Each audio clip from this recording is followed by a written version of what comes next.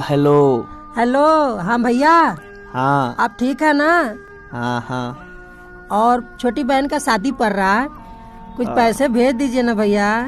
अच्छा और आप नहीं आइएगा, जल्दी छुट्टी लेके आइए ना भैया।